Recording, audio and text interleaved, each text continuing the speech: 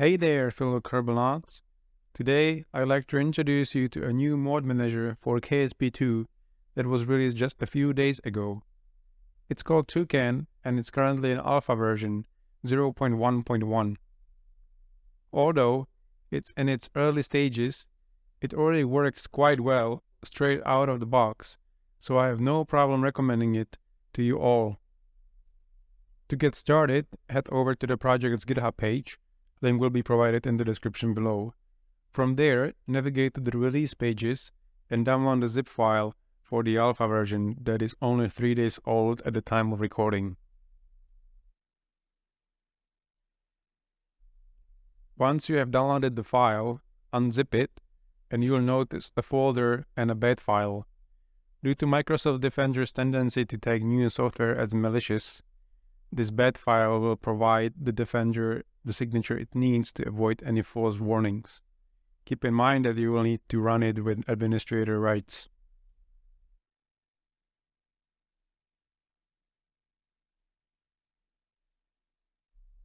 When you are done with the bad file, go inside the folder and run the toucan.exe file. In my case, I had to do it twice to launch it, so if you will be waiting for a while without anything happening, just run it again as well.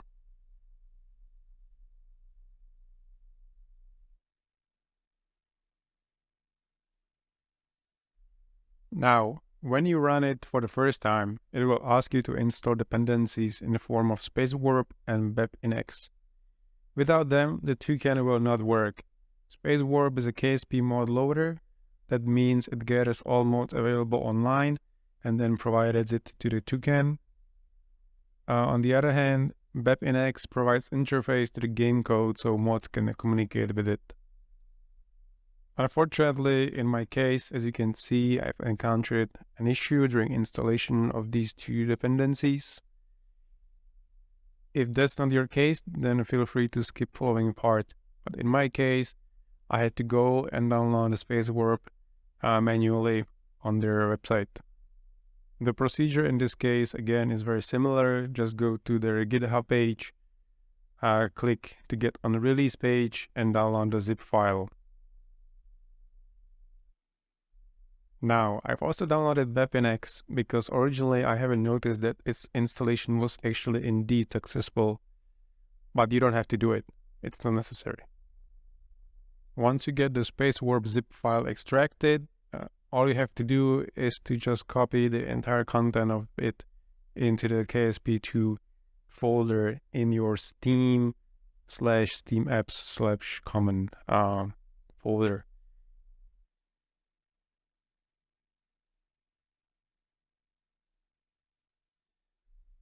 In there, you shall already found the installed BepInEx as we've triggered installation after the first launch of Toucan. In its plugins subdirectory, I can also see the SpaceWarp. However, in my case, only partially since there was the error during installation. So now simply copy all content from the extracted SpaceWarp zip file into the SpaceWarp directory inside the KSP2 plugins folder, then you are good to go. And as you can see, now both SpaceWarp and BepInEx are shown as installed. When you want to see what mods are currently available, just click the Available tab. Just keep in mind that it takes a while to load them all, and I assume this will be improved in further iterations of the software. Meanwhile, you can see what details the Toucan provides you for each mod on the right side. It also allows you to go back to some previous version of the mod if the latest one doesn't work as expected. And here we go, an already very decent list of mods given the fact the game is just a bit over a month old. Personally, this is also my first interaction with KSP2 mods, so I can't tell you much details about each one of them. But if that's something you would wish me to do, just let me know down in the comments and I'll try them all for you.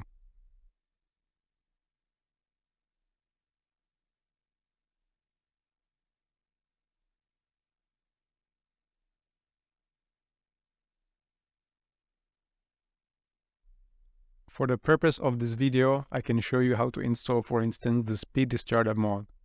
What it does is it loads the game already during the intro screens, which is something the game itself doesn't do.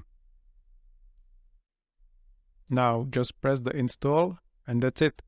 Super easy.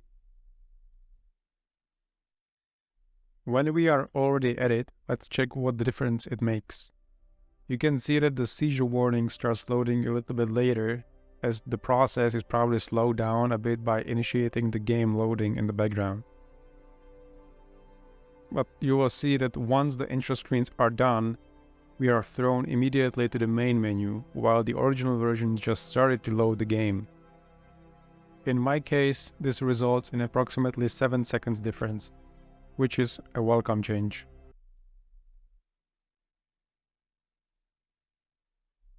Now let's get back to Toucan to see what else it can do. First of all, you can toggle between default and compact list view so you don't have to scroll as much. As you can see, it's not bug-free, but honestly, given it's the first released version, it runs amazingly.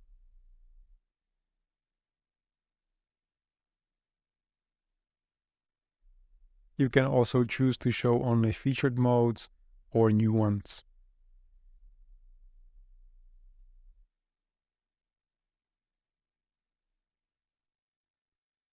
However, whenever you will switch back to all, you will have to wait around 10 to 15 seconds to get them loaded.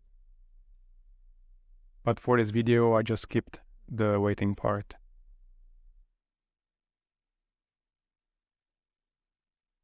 And probably the last important feature I haven't mentioned yet is the searching function, which is also here and works well. And since I've already shown you the Speedy startup mode, let me show you how to decrease the loading time even more. You could notice that significant portion of the startup time is dedicated to the Seizure Warning page. If you know that this doesn't apply to you, you can skip it with additional no Seizure Warning mode. Again, just search for it in the Toucan and install.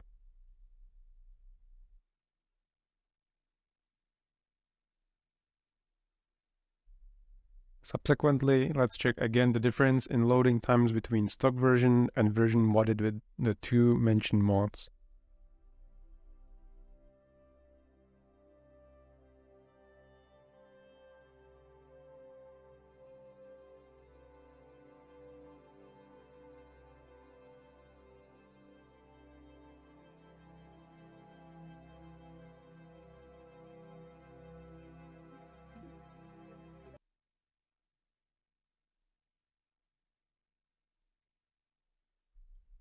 And as you can see, the difference in loading times is quite significant in this case. So if this would be something you would appreciate, now you know how to get to this point. And of course, as you could see, there are already a ton of other mods to give a try if you choose to do so. I know I'll certainly will. And thanks to mod managers like Toucan, it will be significantly easier than doing so manually for each mod. Thanks for watching today's video. I hope you found it informative and entertaining. If you have any suggestions for future videos, feel free to leave them in the comments below. In the meantime, have a fantastic day, and I'll catch you in the next one.